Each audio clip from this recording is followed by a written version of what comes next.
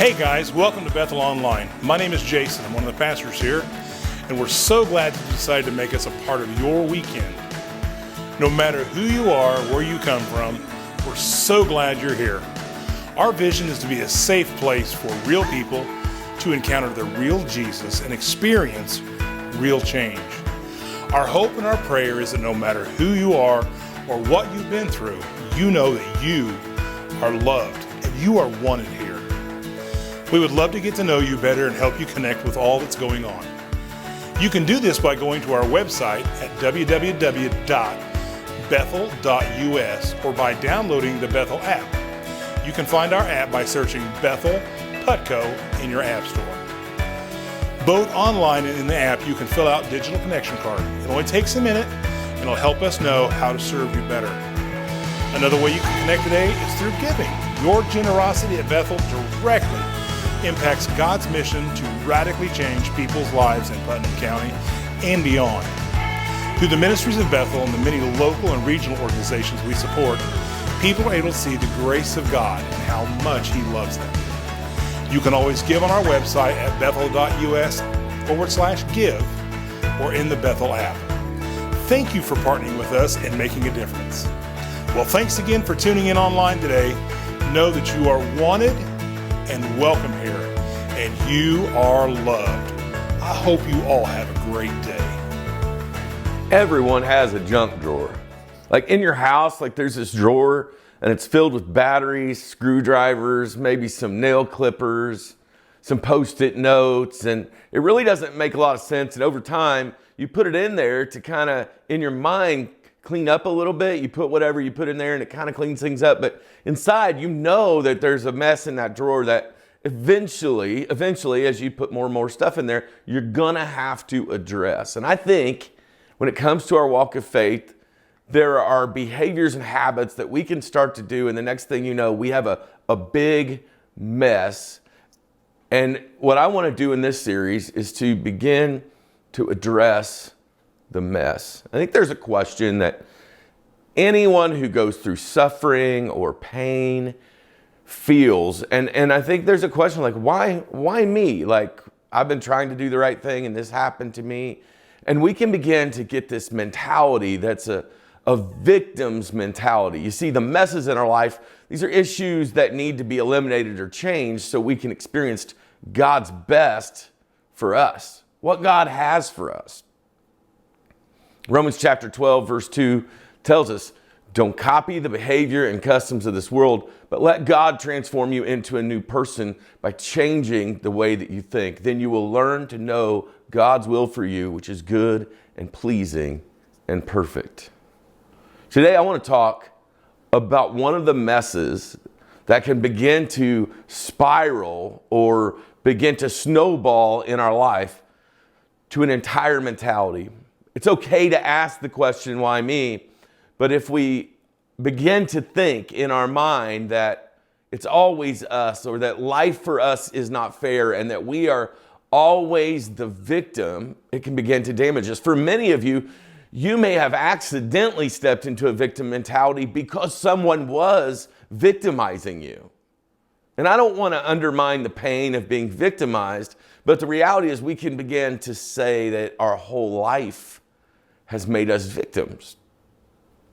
In the book of Zechariah, chapter 7, verses 9 and 10, it says, this is what the Lord of heaven's army says, judge fairly, show mercy, do kindness to one another, do not oppress widows, orphans, foreigners, and the poor, and do not scheme against each other. What he's saying is, it's wrong to victimize people. It is an injustice when people are victimized. And if you've been victimized, I'm sorry. It does stink when at the hands of someone else or the hands of another group we're mistreated. But if we're not careful, someone else's wrong can begin to become our own. Because rather than acknowledging that sometimes people do broken things and that was about them, not me, we can somehow begin to believe that somehow it was an unfair punishment that happened to us and that somehow we can begin to think that it reflects on God. In 1 Peter chapter 2, verse 9, it says, for God is pleased when, conscious of His will, you patiently endure unjust treatment. And God is pleased when his people do not begin to take on a victim's mentality when hard things happen. A victim's mentality does this. It's this perspective that things constantly happen to you and you have no power to take action over your life. Now, being victimized can leave you feeling powerless. At some point, we have to begin to try, despite all of the challenges, to reframe how God can help us see victory through what we're going through. It's real easy to have a victim mentality, and here's why. Because if you have a victim's mentality, it will often get you attention. It will often draw attempts for people to help you, maybe even in places that you could help yourself. It's easy to pick up a victim's mentality because when I'm the victim, when I'm always the victim, no one can ever call me out. We've all had the friend who doesn't understand why 30 relationships in, it's always the other person. That maybe, just maybe it's possible that choices they're making are leading to the problem, and they're always a victim. They're always the one who got their heart broken. They're always the one who got wounded. But if you begin to look around in their life, you see that everyone who touches them gets wounded. It's really easy to have a victim mentality because when we have that victim's mentality, we can manipulate others and we can begin to manipulate their thinking and their process and make them begin to see us as a victim who's helpless rather than people who can actually help us move forward. And when we have a victim's mentality, it never requires self-reflection that leads to change. Number 5, a victim's mentality often gets rewarded. But why is it dangerous? It's dangerous because we have free will of how we choose to address the things that happen in our lives. You see, 10% of our life is about what happens to us, but 90% is how we choose to deal with it. And we can begin to be disempowered by saying, I can't help it, I'm always the victim. At some point, to move beyond our victimization, we have to say, I'm moving on. I'm going to be okay. A victim's mentality is dangerous because, man, it sucks the joy out of life. If you're always the victim, you never really can be happy or express happiness or show happiness because you've got to hold up this mindset that I'm always poor me, woe is me, I'm always broken. And there's nothing wrong with acknowledging our pain. I'm not telling us this morning to pretend we didn't get hurt. I'm reminding us to remember who we are in Christ. The victim's mentality is dangerous because it damages relationships. A victim's mentality will lead you to take, and never give. And when we are in those kind of unequal relationships, we might experience love from others, but we will never learn to give it out. So how can we avoid a victim's mentality? We have to accept that life happens. Sometimes the way life happens really sucks. Sometimes we go through a loss that has nothing to do with us. Sometimes we go through abuse or mistreatment that was all about someone else's dysfunction. And that's just a fact of life. We live in a broken world with broken people. Others live in a broken world with a broken us. And that leads to people getting hurt. And as Christ followers, we should, as much as possible, make sure that we're not victimizing others. But as Christ followers, we should also make sure that we're not becoming a victim to a victim's mentality. And so we have to accept that sometimes people are unreliable, do dumb things, abandon us, hurt us. And we have to just acknowledge that that's a reality. In Matthew chapter 5, verse 45, Jesus says, in that way you'll be acting as true children of your Father in heaven, for he gives his sunlight to both the evil and the good, and he sends rain on the just and the unjust alike. I've watched people on both ends of the wealth spectrum experience tragedy. I've watched people on both ends of that spectrum, both ends of the social spectrum, experience tragedy and pain. I've watched both experience immense blessing and positive things happen in their life. It's just a reality of life. The second way that we can not have a victim's mentality is that we can look at situations and ask this question honestly: did I play a part in that? It's not good to blame yourself for things that really aren't on you to be blamed. You didn't cause yourself to be abused. You didn't cause yourself to be mistreated. But however, we still need to ask ourselves these questions. Did I play a part? Do I play a part in some of the things that happened to me? You know, if you're always broke, but you always make bad financial decisions, no, you may not make enough money, but you may also not manage money well. If you're always finding your relationships in places where you're not likely to find strong, godly relationships, yes, you may be in relationships with jerks, but you might be searching in the wrong places. Your impatience might be leading to your tragedies. It might be avoidable pain that you just refuse to acknowledge. Hey, if I'd have been a little more willing to address the mess in me, I might have been more prepared to recognize what was coming at me. Number 3, in 1 John chapter 1, verse 10, it says, if we claim we have not sinned, we're calling God a liar and showing that his word has no place in our heart. So we have to own and take personal responsibility. Number 3, you have to realize you're a victor, not a victim. That in Christ, we are victors over the circumstances of our life. 2 Corinthians chapter 4, verse 8 through 10, Paul says it like this. He says, man, we've been surrounded. Listen, Paul was a guy who had experienced all kinds of unfair abuse, all kinds of unfair mistreatment. He said, we've been surrounded and battered by troubles, but we're not demoralized. We're not sure what to do, but we know that God knows what to do. We've been spiritually terrorized, but God hasn't left our side. We've been thrown down, but we haven't broken. What they did to Jesus, they do to us. Trial and torture, mockery and murder. What Jesus did among them, he does in us. He lives.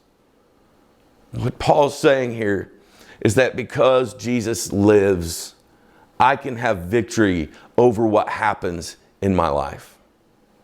In Acts chapter 14, verse 19 and 20, the writer is telling a story, and he says, then some Jews arrived from Antioch and Iconium and won the crowds to their side, and they stoned Paul and dragged him out of the town thinking he was dead. Like, Paul was just following Jesus, sharing the gospel, and it made him hated. They stoned him to the point of thinking he was dead. It says this, but as the believers gathered around him, he got up, went back into town the next day, and he left with Barnabas for Derbe. Here's a thought that I have for those who are experiencing pain or injustice or something that's unfair. The thing that will set you apart in our culture, a trait that I think will set young people ahead, is you just have to get up the next day and move forward. That the thing that separates those who forever stay in a victim's mentality and those that rise above it are that those that rise above it believe in the goodness of God in their story, in their life, in their situation, and they get up tomorrow because even while they're not yet feeling it, they're believing it. You would be amazed at what you can endure when you refuse to believe that you're a victim. Because in Christ, we are not. We have victory over sin and death. We have victory over circumstances. And we can sit around and say, you know, my home life was rough growing up, so I don't know how to be a good parent. My family split up, so I don't know how to be a good spouse. Or we can claim victory over it and begin to step out and learn what it takes to do the hard things to overcome. Don't take on a victim's mentality. Viktor Frankl said this, everything can be taken from a man, but one thing, the last of human freedoms, is to choose one's attitude in any given set of circumstances, to choose one's own way. Hebrews chapter 12, verse 2 and 3 says this: we do this by keeping our eyes on Jesus, the champion who initiates and perfects our faith, because the joy awaiting him, he endured on the cross, disregarding its shame, and now he's seated in the place of honor beside God's throne. Think of all the hostility he endured from the sinful people, then you won't become weary and give up. There's an old saying that people will say, it's not over till the fat lady sings. It's not over till it's over. It's not over until the last buzzer rings. We all love a good buzzer beater in March.